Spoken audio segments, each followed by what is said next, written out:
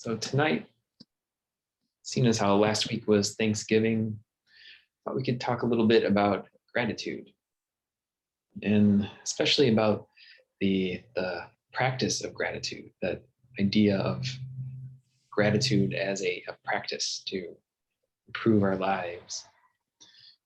And this idea of gratitude, I'm sure you're both familiar with it. It's one of those ideas that's commonly thrown around in the spiritual community and made into memes and all that stuff.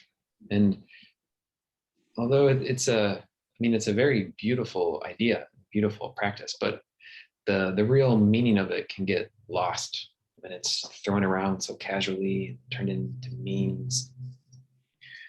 And so, specifically this idea of a gratitude practice. I thought we could back up and start with discussing why do this? Why practice gratitude? Why spend time cultivating a feeling of gratitude? And so this goes along with some of the themes that we've talked about in the past, about changing our perception of our lives, changing our experience of our daily lives, and trying to reprogram our subconscious so that we have our subconscious perception of the world changes over time. And so cultivating a gratitude practice, or practicing feeling gratitude, that's one way to start reprogramming our subconscious.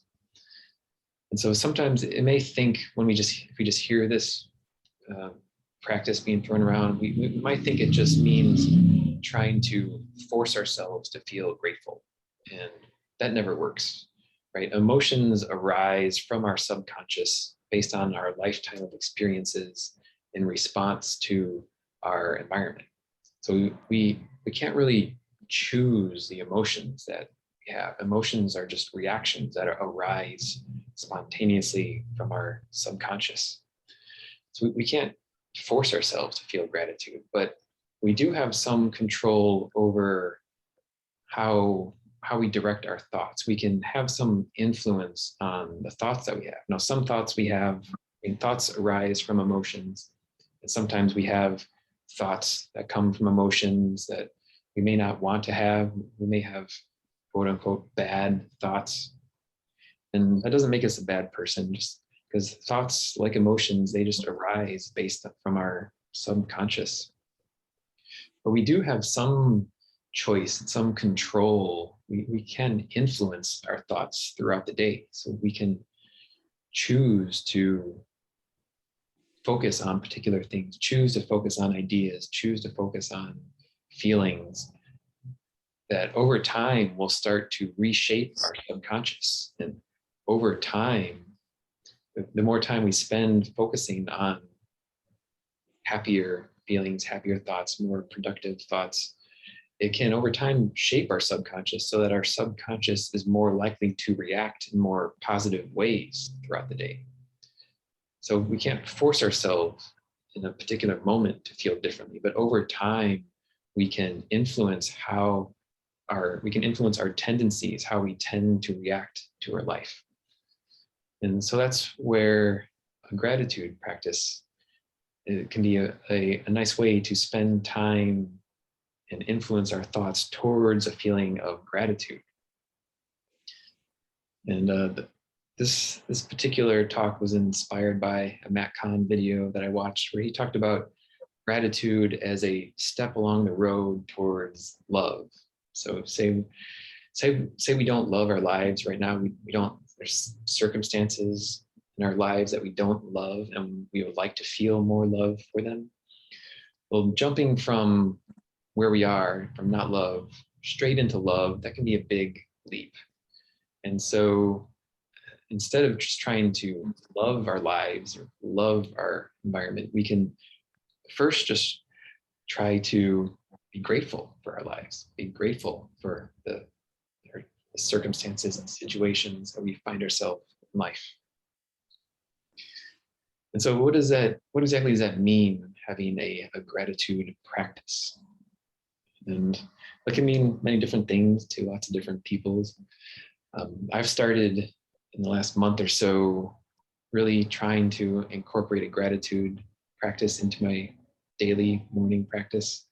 And I used to struggle with this idea of gratitude for a long time because I think it's often because when we're not feeling grateful, there's a reason we're not feeling grateful. And it never made sense to me to just make myself feel grateful. So I always struggled with this idea of gratitude, of trying to be grateful when I'm not grateful.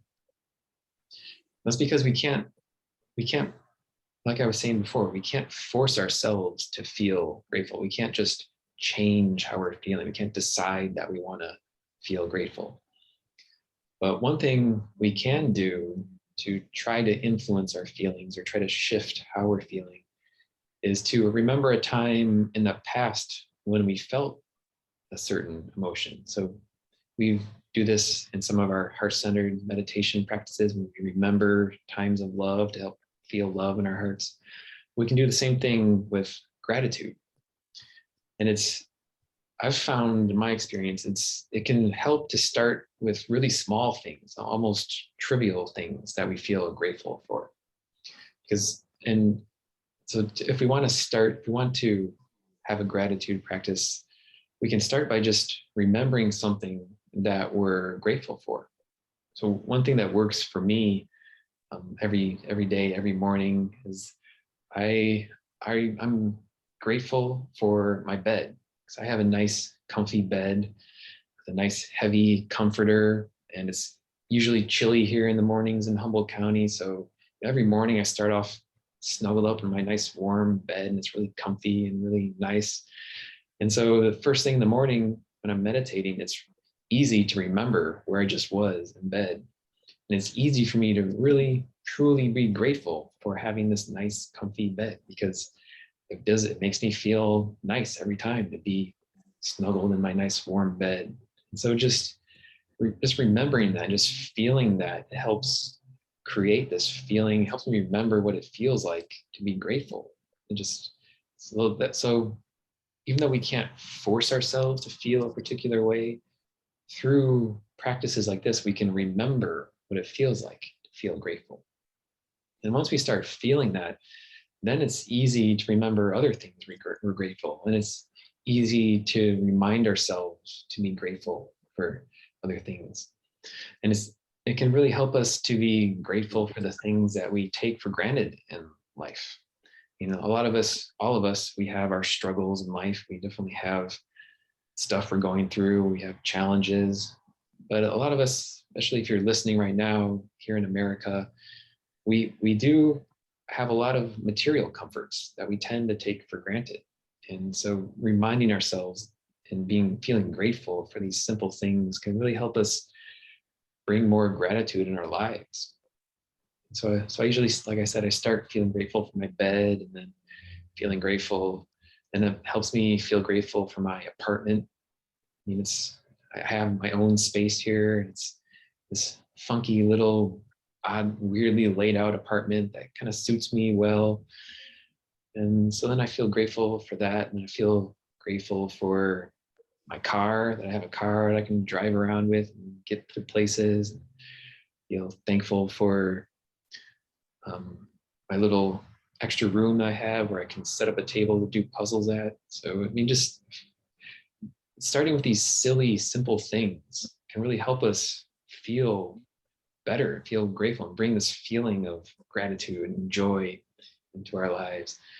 And then it usually leads me to feeling grateful for my family, for my mom and my dad, and my sister, and my brother-in-law, and my nephews. And then I remind myself to be grateful for all my friends that I have, all of you guys that join me on Zoom, and my friends here in Humboldt County. And from there, it's just, you can go wherever your life takes you. I'm grateful for food that you have, grateful for children in your lives, other family members. And I think it's really, since I've started making this part of my daily practice, it is improving my mood throughout the day. Just spending this time feeling grateful, filling my brain with these thoughts of gratitude, these feelings of gratitude. So over time, it's starting to change my subconscious. So I mean, I used to wake up in a funk quite a bit. But now, so I've really kind of been embracing my morning practice as a time to feel more gratitude and feel more love with these heart-centered meditation techniques, just spending time feeling love in my body, feeling love pouring through my body. And it's so any amount of time that we can spend doing this throughout the day, over time, it's going to improve our experience of life. Over time, our subconscious will start reacting more naturally with gratitude, with love. And so I think that's a good place for now to stop.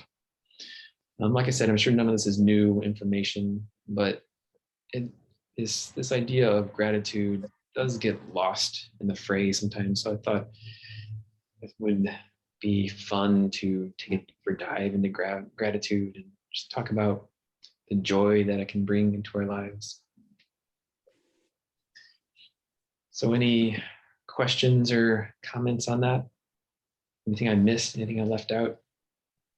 I mean, I just completely agree with you. I started doing a gratitude journal 2 years ago. I got divorced and my headspace was just not great, and I was trying to find different ways to try to get centered again. And that's when I started to write in a gratitude journal, and I've done it every day since, and it really has made a huge difference. Just overall, as far as, like I said, my headspace was not great around 2 years ago, but over time and slowly, like you're saying, like some days, some of the things I write down could be, well, a lot of days, vol, or it's sunny outside. I went for a walk, or just anything. But it really does just help refocus your mind to be grateful for what you do have. There's a lot of things out there, even if you wake up and you aren't feeling all that great or grateful. Right. I have a friend that I eat lunch with every day, and she exchanges an email with her husband every day. They email something to each other that they're thankful for. And I was like, that is so sweet. So Yeah. I like your idea of a journal, because like I don't really have anyone I would like be emailing that to, but I like the idea of a journal, just kind of keep track of it on your own. And I liked that idea because I think we tend to dwell on the negative. And I mean, that's the way the brain is, because we want to avoid, if we burn ourselves, we don't want to burn ourselves again. So like we are going to remember the negative more. I was reading about why we tend to be negative, and that's like the way the brain is wired to protect itself. So like understanding that helped me understand why I was so negative all the time, because I was trying to avoid these things. Yeah. Our minds evolved to look for the negative, to, like you're saying, to protect us when we were living, as slightly smart monkeys back in the savannah. Our brains evolved looking for a problem. Our brains evolved as problem identifying mechanisms. And so there's that, like that saying says, that when you have a hammer, everything looks like a nail. So for the brain, which evolved to solve problems, everything looks like a problem. So yeah, like you're saying, we have this innate tendency towards negativity. And also just there's a lot of negativity in the world right now, from news, from social media. I mean, there's just constant negativity bouncing around in our psychic shared collective headspace. So yeah, but we can counteract that. We have some control over our experience of life.